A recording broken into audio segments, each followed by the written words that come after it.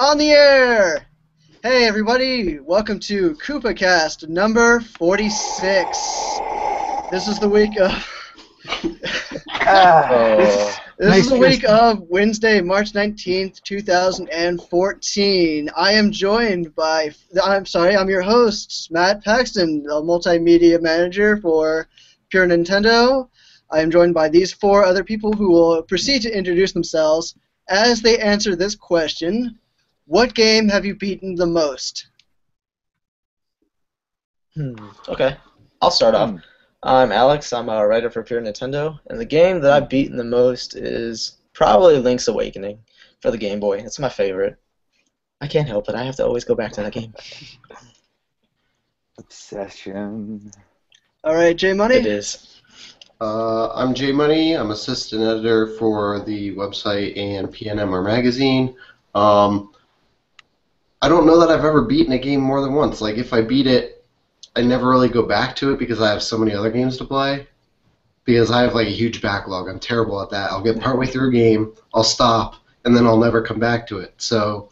Okay, well, what's a game that you would like to play more than once then? Not to put you on the spot or anything. The Wand of Gamelon, right?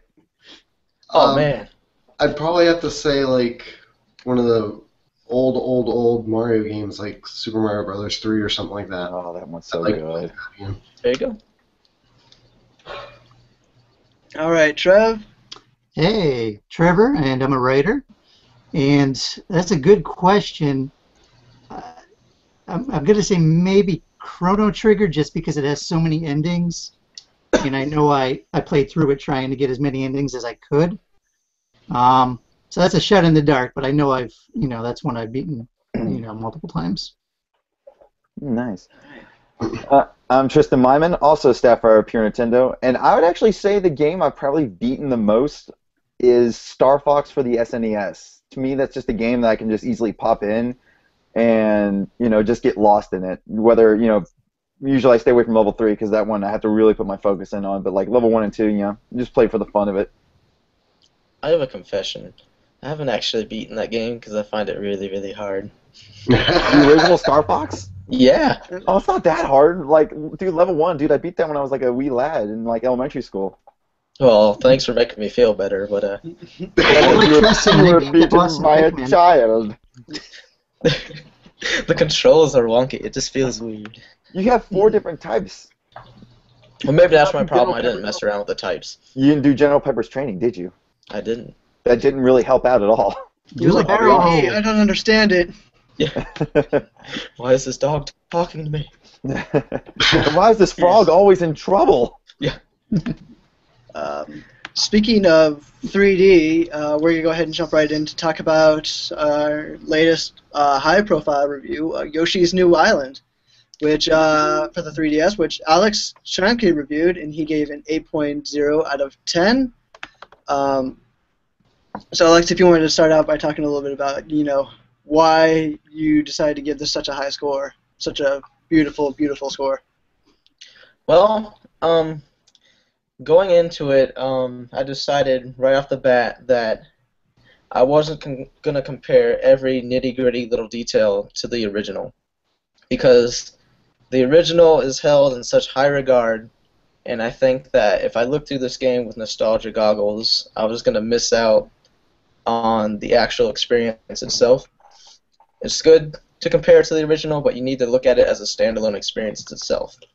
And as I was playing the game, it was all of the stuff from the original, the really tight gameplay, the egg shooting mechanics. Everything was there that made it a solid platforming experience. I also really liked the fact that it wasn't simply like a remake that were all brand new levels. I liked what they did with the giant eggs. I just wish they had done a little bit more of that. I think that they could have had a better opportunity to do some more creative level design with it. But at the end of the day, I played through it. It gets challenging towards the end. You're going to have to play through it multiple times to unlock all the special worlds, and it was a solid title. I had a smile on my face the whole time I was playing it, so 8 out of 10. And when you say it gets a little difficult near the end. And I know I'm going to go. I'm already contradicting what you just said earlier by comparing it to the SNES original. But a lot of the Nintendo games that have been coming out lately have had like levels that have had that classic difficulty that we used to see in the old days. Is Yoshi's New Island also have that kind of difficulty, like that old school difficulty? Like you really kind of have to sit down and just really grind on it for a while? Yeah, especially once you start unlocking some of the special worlds. Right now I'm stuck on Special World 5, which basically it's an entirely vertical level, and you have to utilize the higher flutter jumps that you can get after you jump off an enemy. There's nothing but cannons firing, and there's no ground beneath your feet. You have to constantly go up. And so it's like I've been playing this over and over and over again. I just keep dying. Not frustrated to the point where I want to give up, but it's just like, oh my god, I got to beat this level. It's a lot of fun. Rage quit. Yeah, no rage quits. One of those levels where you know it's like, all right, if I just get back in there, I know I can go just a little bit further than I once was, or something. Exactly. Now, I don't know if you read any of the other reviews, but some of the other, I guess, media outlets have been giving it a lower score. Do you think that's due to the fact that they're comparing it to the old version of the game? I think you have to compare it to the original game, but I think where the problem comes in is that that's all they're doing. They're not looking by itself and for its merits, and not to mention that there's a ton of new gamers that, believe it or not, have never ever heard of the original Yoshi's Island, who are going to be experiencing this game for the first time, and they may really enjoy it and feel as nostalgic as we do about the original. So it's tough, but sometimes we gotta step back, and so I think it got some lower scores that it probably didn't deserve because of that. Makes sense. I mean, like I feel like it's kind of like if someone, because I mean, like yeah, you have to understand they're two completely different games. I mean, it's not like we're reviewing Legend of Zelda: Ocarina of Time for the 3DS. I mean, that's just an HD remake. Yeah, there's a few different bells and whistles here and there, but it's the same game. This is something completely different, and you have to kind of accept it and treat it as such. And then, I'm sorry. Oh no, go ahead. You were saying? Oh no, I was just going to say we actually on the last Koopa Kast, James or Justin brought up kind of a question when you're dealing with a beloved franchise. Do you have somebody who's enamored with past entries review it, or is it better to have somebody kind of newer? And a lot of it, I think, is just down to your mentality. A veteran can review a game if they're going to view it on its own merits. Right. I think the problem with a lot of the reviews I've read is they're so fixated on the SNES game. I read one prominent review, and I swear you couldn't go more than 2 sentences without seeing it mentioned. You need a balance, and that's what I liked with Alex's review. Is he touched on key points, but he didn't dwell on it. And I think a lot of reviewers, they couldn't shake that nostalgia. Yeah, and don't get me wrong, the original Yoshi's Island is a classic. It is definitely in my top 10 favorite games of all time, but it's its own title. Mm-hmm. And it's kind of like with a music album. Let's say whatever your favorite band is. You want that same style of music, but you don't necessarily want the exact same previous album. You want something new, something different to look forward to. Something that sticks out of its own, that makes it its own memorable title. Now, do you think that, just to play devil's advocate here for a moment, do you believe that, these reviewers may have been looking at it in terms of like how they would look at a sequel to a game and hoping that Yoshi's New Island actually kind of built off the SNES classic or even the Game Boy Advance titles, and then further on the DS title, Yoshi's Island, they were kind of expecting some kind of build-off or progression from that? I could see that, and but again, I guess it's kind of if it's not broke, don't fix it. I mean, the mechanic of the original as well as the other ones was a pretty solid one. Get to the end of the stage and you have the flare jump mechanic, the ground pound, and then the egg throwing. I mean, you just kind of use those same mechanics, maybe throw a little bit different extra spice in there, but essentially keep the way it's going. And it's not like we're getting overwhelmed with Yoshi Yeah. releases where they're churning them out, every Yeah. quarter. I mean, That's a good point. so yeah, I don't understand some of the. I mean, I do understand it, but I just don't think it's fair when you look at this new entry and say, is it going to measure up to the classic? Because honestly, even if it did, and I haven't played it yet, but even if it did, our memories, warm childhood memories are so strong. Can we objectively look at it and say, okay, this is how it really is? Right. That's a really good point. And also, yeah, you brought up a really good valid point. When was the last Yoshi title? Was it Yoshi's DS? Yoshi Island DS? That was the last. I think that was the last Yoshi title, wasn't it? Yeah, I believe that was the last think so. one. Wow. And that window gap was pretty enormous too. And even that one had different elements. I mean, like the same basic premise, but the whole thing was each baby had a different ability. Mm-hmm. Yeah. And so that's why I took off a couple of points because I kind of wish they had continued a bit with the innovation. Like I said, the giant eggs were cool, but you didn't get to use them as often as you would have wanted to. I felt So- that too, Darren. It's like I don't want them to be afraid to innovate with the series because I honestly feel it's like the developers they probably got burned pretty hard by hardcore Yoshi fans for the Yoshi's Island DS. I can't confirm that though because I haven't really looked at reviews recently, but I almost get that feeling that they probably got burned on that last title, and so they tried to make this one more closely to the original to kind of appease the fans, and then the fans are now giving them backlash because it's like, oh, it's not as good as the original. It's trying. Yeah, that's not again. That's not fair. It can't be satisfied. It's one of those fickle things where it's a solid title, but it's the crazy Nintendo.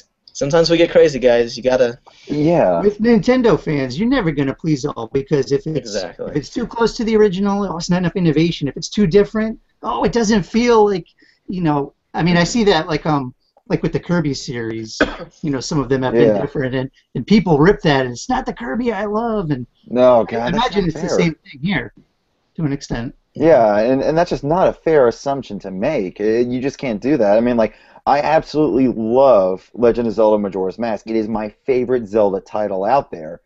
But I didn't play, Twilight Princess or Wind Waker or Skyward Sword and immediately went, yeah, it was good, but it wasn't no Majora's Mask. I didn't do that because I just accepted it as a different title, a different story, a different gameplay mechanics to explore. Mm-hmm. Yes, keep an open mind. Well, But here's we'll one. have to see it. Oh, go ahead, Jeff. No, you go ahead, dude. I was just gonna say we'll have to see how Yoshi does when they decide to announce when Yarn Yoshi's coming out. I was actually about to bring that up. I was going to say, does everyone remember about the whole Yarn Yoshi thing? Because I remember seeing like a little video of it way back when Nintendo announced it, but I've yet to hear any kind of development on it. Yeah, they haven't really said boo about Yarn Yoshi recently. You don't think because Huh? you don't think they'll look at the sales of Yoshi's new island and go, maybe we should just back off a bit. We'll wait till the next console. I hope not. They might be saving it for E3 too. That's always a possibility. Yeah. It's a secret to everybody.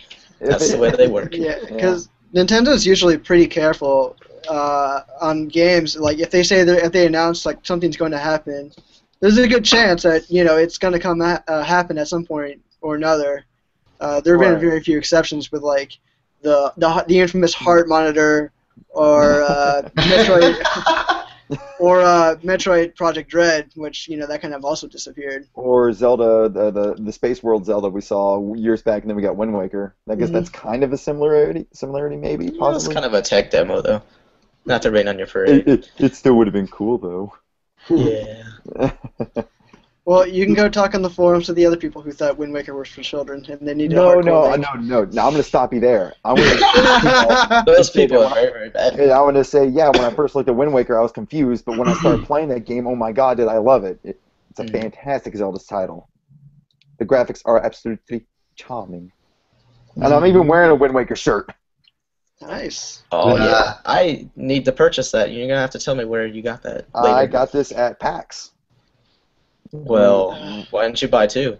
Yeah, Well- or 6. You can Alright, probably guys, find good one to on fun. eBay. So what's our next topic, guys? So what are we talking about next? Well, before we change topics, I do want to thank everyone who read the review and who commented. It was extremely satisfying to to know that my review was well received. And if you're on the fence about the game, I think you should give it a shot because it's a great platformer. The mechanics are tight. The boss fights are just as creative and as fun as they were in the original, and it's a solid title. Give it a go if you're looking for something new for your 3DS. Also, it's just so happy. Oh yeah. Like you can't play that game and not smile at the cute music or just the oh god, everything about it. So cute, it makes me want to barf. I did have one question before we kind of switched out away from Yoshi's New Island. And I'm kind of like, there's no two ways around it. I'm this huge video game music nerd. I think Tristan as well. But when I played the demo and when I listened to the trailers to Yoshi's New Island, the music just kind of wasn't there for me. It was just kind of, there was some whistling, it was lully, but it just kind of like, it put me to sleep. So, how is the music in this one? Like, I guarantee you've heard more than one track.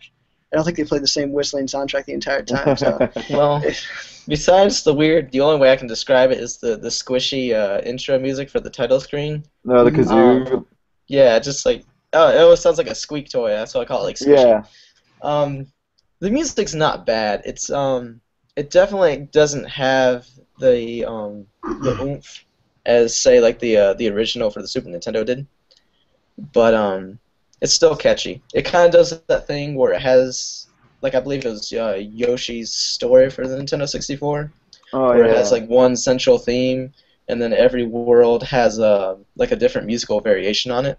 Yeah. So it's like the same kind of song, but the special world music is pretty rockin'. That's probably my favorite track. It's decent. Not as memorable, but it's decent. I'll definitely agree with you on that one. I mean, like there are times where I'm whistling along or I'm just kind of humming the music, and some of the variations. I mean, like Matt, you were saying it put you to sleep. Honestly, some of this music could I would nap to. It's just so pleasant. Yeah, it's definitely an Islander thing.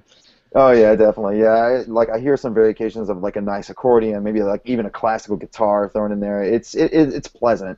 And again, I'm going to avoid nostalgia glasses because it does definitely have the effect of Yoshi's Story, where same theme but done in a certain variation to better accent that world.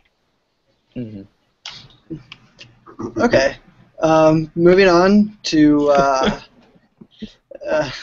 not a very good transition. I'm sorry, I can't segue like that. We just blew your mind with that thorough explanation, didn't we? Yeah. Oh no, I was actually zoning out and listening to Yoshi's Island athletic theme. Nope. I'm glad our 2 cents are always worth something here. Nah. Continuing on, another certain gaming conference, GDC, has started earlier this week, and Nintendo has made a presence there, albeit but it's not a very big one. From what I've seen, it's only been a couple games. We've seen SteamWorld Dig, and they've shown off the next Mario and Donkey Kong game. But other than that, it doesn't seem to really be making any kind of impact headlines or something big. Did you all think they should have a larger presence at this year's GDC? It wouldn't hurt.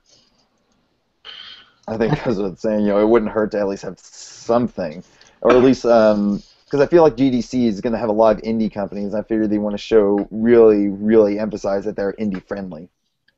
And they showed that with SteamWorld Dig, but and hopefully they showed it with a bunch of other of the fantastic indie titles out there.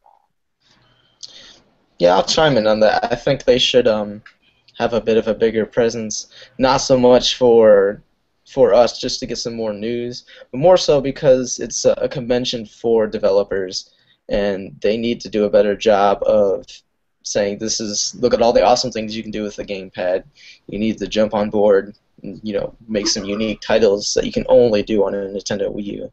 And so they need to appeal to both the indie and the bigger developers and get more of that support. Because the sales are going to come in once we get the bigger games. Oh, totally. And I do know that Dan Adelman, the contact for Nintendo, nice guy. He was going to be there, step by step, what the process is to become an indie developer for Nintendo and stuff like that. I think it'd probably be a bigger mistake for Nintendo not to be there. So just the fact that they are there is a better step than no step at all. Right. But a bigger presence never hurts. Right. That's a good point, though, J Money, because I mean, looking at Nintendo and indies from the Wii DS generation to now, or even this time a year ago, I mean, there's really been a lot of movement. With you see them churning out things with Unity Pro, the Construct 2. I think it's stimulating a lot of chatter internally among indie developers. I think my concern seeing the games that have been highlighted, a lot of them are games that already either are established elsewhere on PC or they're games that have like timed exclusives. So I'm really curious to see how these games are going to really take advantage of the Wii U hardware. Not that there's anything wrong with the straight port if it's a good game, but that's been my big question when kind of following the news. How are these games that are being shown going to take advantage? So people will say, I want to play this game on Wii U and not wait a few months and play it on PS4. Good point. That's a good point. Mm-hmm. I silenced the crowd. Yeah, too good of a point. Yeah, because it's got me thinking about like all these other indie games, and you think it'd be that's a good point of how can we really utilize the gamepad? Because I mean, I don't know about you guys, but in terms of that, this is by no means an indie title, but Arkham Origins, I definitely chose to play it on the Wii U over anything else, and I was blown away when you did the whole like detective mode with the gamepad. That one, I mean, just stuff like that makes I can show it to my other friends who are 360 or PS3 people. I can say, yeah, well, here's something I can do that you can't do on your console. You can't get that immersion like I do. Just things like that, and I really feel like AAA, whether you're AAA, third party, or indie, you need to get in on that. I think it's just the right direction to go. Well, a lot of I'm not saying that indie titles stick to something safe, because a lot of them don't. A lot of them are trying to do something unique and stuff like that. But I don't feel like I've seen any indie titles where maybe like gyroscope controls or something like that might enhance the experience at all. A lot of times, just the plain controller input with like a map and inventory on the gamepad or something perfectly fits whatever game I'm playing. There were a few times where maybe I was like, maybe some online multiplayer or something might add in a little more to the game, but I never really felt like I was missing anything experience-wise playing the indie games that I've played so far. Like Net Underground's a good example of that. Mm-hmm. Yeah, I'm having a lot of fun with that one. All right, and just to keep moving along here, we're going to just do a quick light topic before we get into another topic, which I feel like will spark a huge argument. By the end of that argument, we're going to be yelling at each other. We're like a roller coaster. We go up and down. It's an emotional roller coaster, actually. So it's like playing. Well, no, Mario Kart is playing Mario Kart's a complete downhill roller coaster of I want all my friends, down. I don't care about them anymore. Before we hit them with the blue shell of emotion, that's exactly right. Yeah, don't get me started on that. Well, Tristan doesn't know what a blue shell is, because is he ever in first place? Shut up, Trevor. Shut up. I love you, Tristan. Yeah, no, you don't. You're full of lies like the blue shells. But anybody following the site, they've noticed a quick little snippet, but I feel like it's really important to the gaming industry as a whole. That new Donkey Kong cake recipe. Oh, baby. Yum, yum. Delicious. 125 grams of butter, 3/4 cups of sugar, 2 eggs. It's all there. I saw your. I'm sorry. I saw your topic, and my wife was gonna bake it, and I was gonna actually eat it during the Koopa Kast. Yeah. And we could not. We got everything, but we could not get the banana shake mix or whatever, the powder. We checked a couple stores, could not find it, so couldn't make it. But if next Koopa Kast, if I'm on, and I'll make sure that I want you to eat the whole thing, like whole throughout cake. the cast. Just turn the cast. It'll have to be a long one, hour and a half maybe. Yeah, and we might even ask you to go all baby's first birthday on it, and just just like run. Just don't even use a plate, no silverware, just go to town. All Just, right. just think, what would Donkey Kong do? And the answer is shove the whole thing in your mouth at once. Well, I thought he was gonna do that in the game because at the beginning cinematic, he doesn't even have he doesn't have anything. He's just like about to like just attack it, like if it was prey. So I think for the next Koopa Cast, we should all make the cake and then have an eating contest to see who can finish it first. Oh, I will have